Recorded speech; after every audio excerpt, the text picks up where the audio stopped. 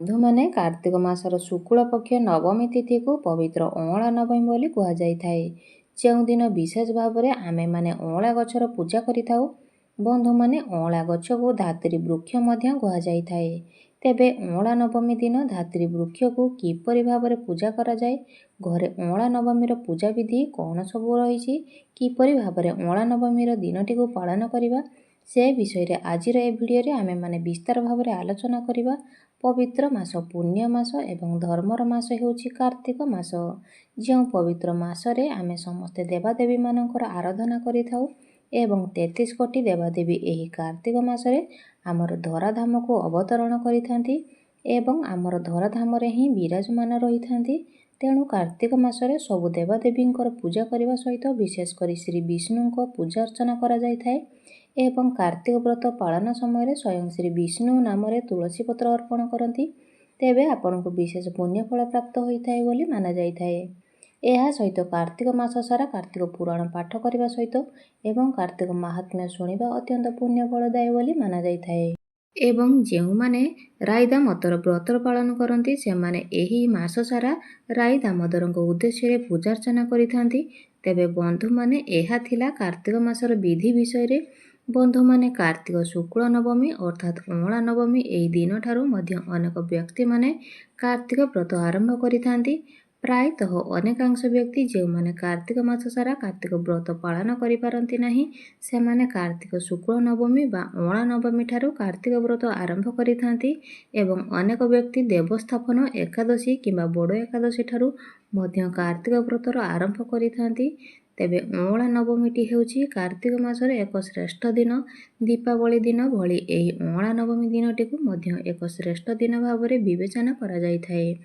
କାରଣ ଅନେକ ବ୍ୟକ୍ତି ଏହି ଦିନଠାରୁ କାର୍ତ୍ତିକ ବ୍ରତକୁ ଆରମ୍ଭ କରିଥାନ୍ତି। ତେବେ ଅଁଳା ଶବ୍ଦଟିରୁ ହିଁ ଆପଣ ଜାଣିପାରୁଥିବେ ଯେ ଅଁଳା ନବମୀର ଦିନଟି ଅଁଳା ସହିତ ଓତପ୍ରୋତ ଭାବରେ ଜଡ଼ିତ। ଏହି ଦିନ ଶ୍ରୀ ବିଷ୍ଣୁଙ୍କୁ ଅଁଳା ଫଳ ପ୍ରଦାନ କରାଯାଇଥାଏ। ସାଧାରଣତଃ ଆମର 3ଟି ଗଛକୁ ଅତ୍ୟନ୍ତ ପବିତ୍ର ବୋଲି ମାନ୍ୟତା ରହିଛି। ପ୍ରଥମରେ ହେଉଛି ତୁଳସୀ, ଦ୍ୱିତୀୟରେ ହେଉଛି ମାଳତୀ ଏବଂ ତୃତୀୟରେ ହେଉଛି ଅଁଳା। ଏହି 3ଟି ଗଛ ସ୍ୱୟଂ ଶ୍ରୀ ବିଷ୍ଣୁ ଏବଂ ମା ଲକ୍ଷ୍ମୀଙ୍କର ଅତ୍ୟନ୍ତ ପ୍ରିୟ ଅଟେ।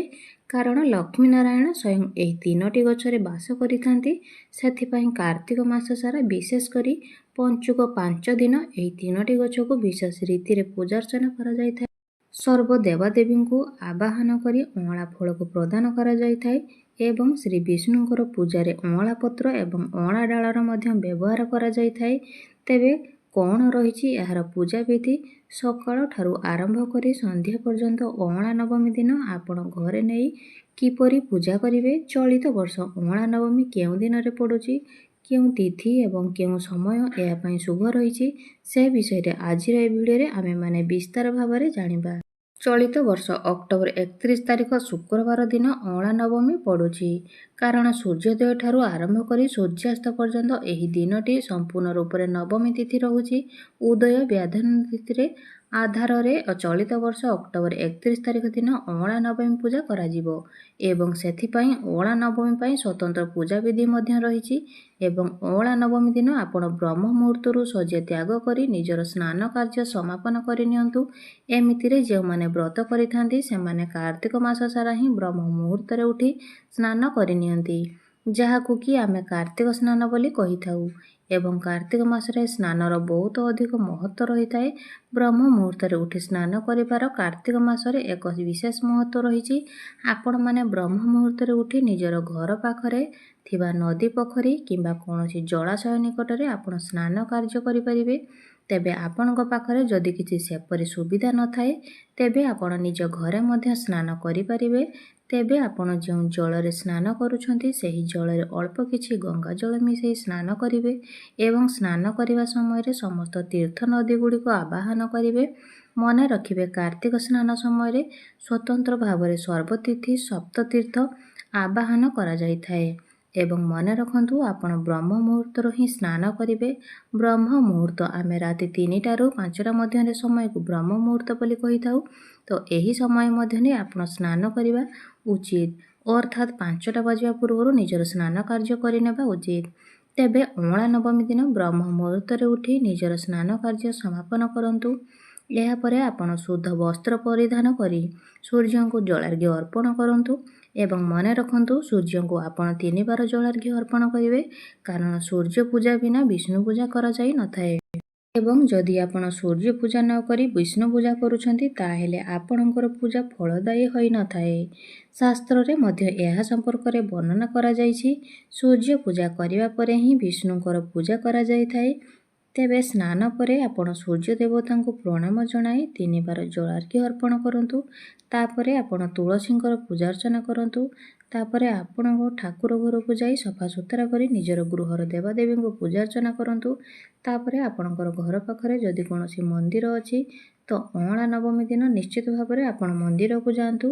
ଯଦି ଆପଣଙ୍କ ଘର ନିକଟରେ ରାଧାକୃଷ୍ଣଙ୍କର ମନ୍ଦିର ଅଛି, ଶ୍ରୀ ବିଷ୍ଣୁଙ୍କର ମନ୍ଦିର ଅଛି କିମ୍ବା ଲକ୍ଷ୍ମୀ ନାରାୟଣଙ୍କର ମନ୍ଦିର ଅଛି କିମ୍ବା ଶିବ ମନ୍ଦିର ଅଛି, ତେବେ ସେହି ମନ୍ଦିରକୁ ଆପଣ ନିଶ୍ଚିତ ରୂପରେ ଅଁଳା ନବମୀ ଦିନ ଯାଆନ୍ତୁ।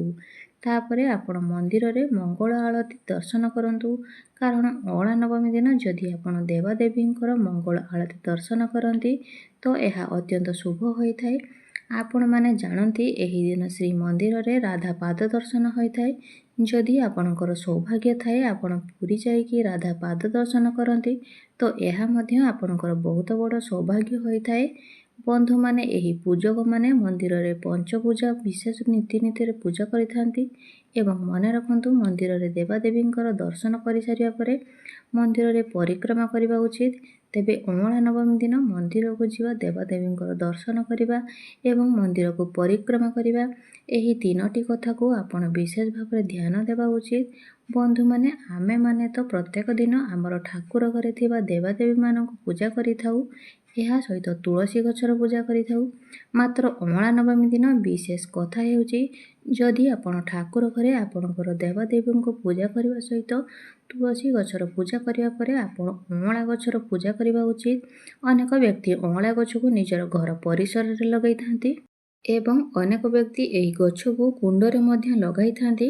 ତେବେ ଯେଉଁମାନଙ୍କର ଘର ପରିସର ଭିତରେ ଅଁଳା ଗଛ ନାହିଁ କିମ୍ବା ସେମାନେ କୁଣ୍ଡରେ ମଧ୍ୟ ଅଁଳା ଗଛ ଲଗାଇ ନାହାନ୍ତି ତ ଆପଣ ତା ପୂର୍ବ ଦିନଠାରୁ ଗୋଟିଏ ଅଁଳା ଡାଳ ନେଇ ଆସନ୍ତୁ ଏବଂ ଆପଣଙ୍କ ଘରରେ ଗୋଟିଏ ମାଟି କୁଣ୍ଡରେ ସେହି ଅଁଳା ଡାଳକୁ ପୋତି ଦିଅନ୍ତୁ ଏବଂ ଅଁଳା ନବମୀ ଦିନ ସେହି ଡାଳକୁ ଆପଣ ମଧ୍ୟ ଯଥା ବିଧିରେ ପୂଜା ଅର୍ଚ୍ଚନା କରିପାରିବେ ଏବଂ ଆପଣଙ୍କର ପୂଜା ସାରିବା ପରେ ସେହି ଅଁଳା ଡାଳକୁ ଆପଣ କୌଣସି ପ୍ରବାହିତ ଜଳରେ ବିସର୍ଜନ କରିପାରିବେ।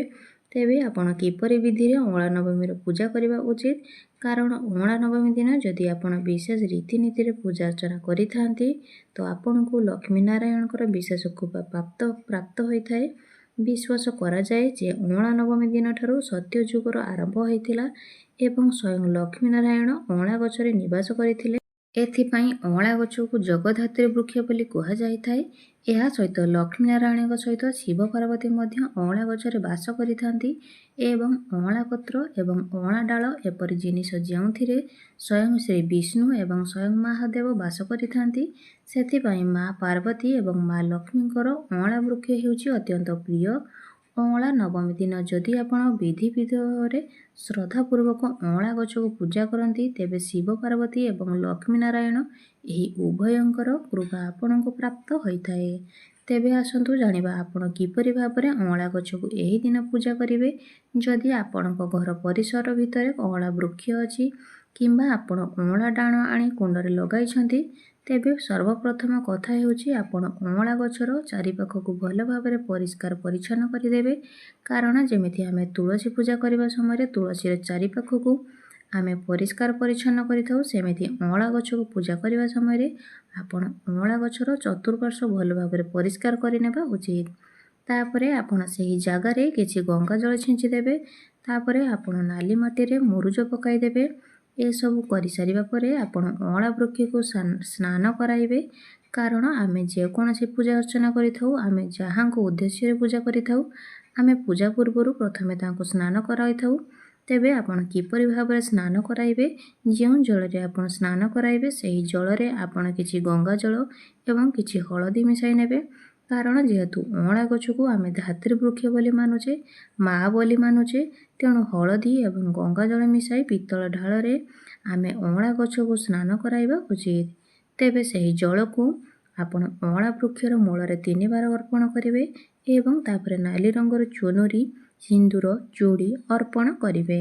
ଯେହେତୁ ଅଁଳା ଗଛ ହେଉଛନ୍ତି ମା ଲକ୍ଷ୍ମୀଙ୍କର ସ୍ୱରୂପ ଏବଂ ମା ଲକ୍ଷ୍ମୀ ହେଉଛନ୍ତି ସଧବା, ତେଣୁ ଆପଣ ଅଁଳା ଗଛକୁ ନାଲି ଚୁଡ଼ି, ଶଙ୍ଖା, ସିନ୍ଦୁର ଏବଂ ଅଢ଼ଣି ଅର୍ପଣ କରିବେ।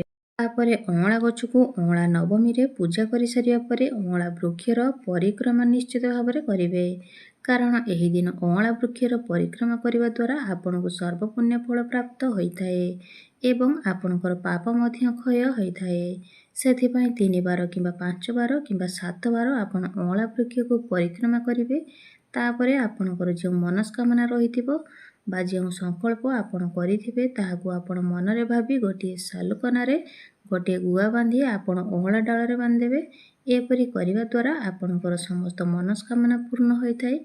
ଏହା ସହିତ ଅଁଳା କୋଳିର ମାଳା ପ୍ରସ୍ତୁତ କରି ରାଧାକୃଷ୍ଣ ଏବଂ ଶ୍ରୀ ବିଷ୍ଣୁ ଏବଂ ମା ଲକ୍ଷ୍ମୀଙ୍କୁ ମଧ୍ୟ ଅର୍ପଣ କରାଯାଇଥାଏ। ଏହା ସହିତ ମା ପାର୍ବତୀ ଏବଂ ଶିବ ଶଙ୍କରଙ୍କୁ ମଧ୍ୟ ଅଁଳାର ମାଳା ପ୍ରଦାନ କରାଯାଇଥାଏ।